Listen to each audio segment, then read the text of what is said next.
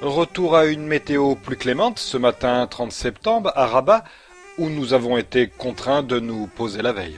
Nous allons nous préparer pour un vol jusqu'à Tarfaya avec une escale à Essaouira pour ravitailler.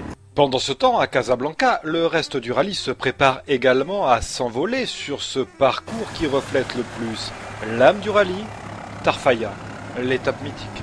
Oui, tout à fait. Il s'est passé beaucoup de choses sur ce trajet entre Casablanca et Tarfaya.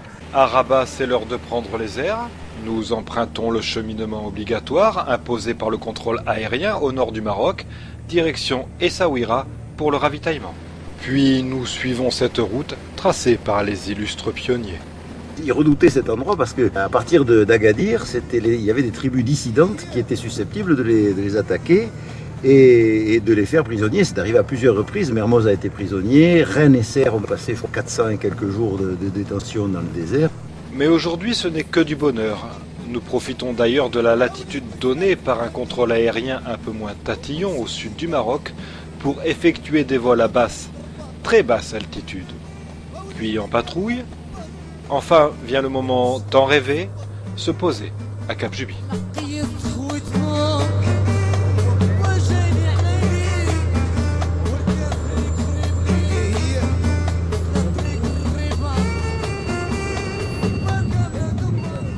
À tour de rôle, les avions se posent sur ce lieu mythique. C'est une fierté pour tous. Non, c'est chouette d'être là et on est tous les deux très contents d'avoir pu au moins de nos propres yeux voir ce lieu. Mais ces moments d'émotion ne doivent pas nous faire oublier la compétition et son épreuve du jour auquel, une fois posée, nous nous attelons à donner le résultat. À moins de 5 minutes de terrain, la fameuse galinette qui n'était pas évidente du tout. Les flèches étaient disposées avec une orientation particulière par rapport à ce qu'on a l'habitude de voir. Pour être ça, donc ça c'est la distance. 2,85. Attends, je vais te dire, il faut que je confirme.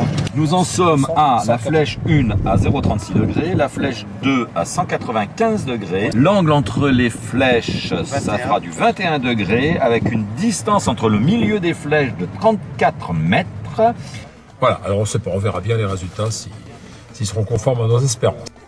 Puis sur le sable chaud de Tarfaya, nous nous rassemblons autour d'un verre et retrouvons les correspondants locaux ainsi qu'une ancienne figure du rallye, Jean-Marie Audibert, revenu sur ces terres à l'occasion du 30e rallye.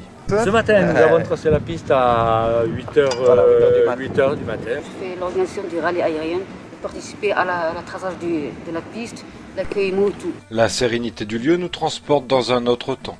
Oubliez la galinette d'avant l'arrivée. Les pensées de chacun divaguent, le nom de Saint-Ex résonne dans les têtes. On peut imaginer le petit prince en train de peut-être rôder dans ses dunes. Mais c'est encore plus émouvant quand c'est son propre neveu qui nous en parle. Lui, il est resté 18 mois. Il est reparti après pour l'Amérique du Sud. Il avait un radio et un mécanicien. Peut-être un avion aussi pour permettre d'aller chercher les pilotes qui étaient tombés en panne dans le désert.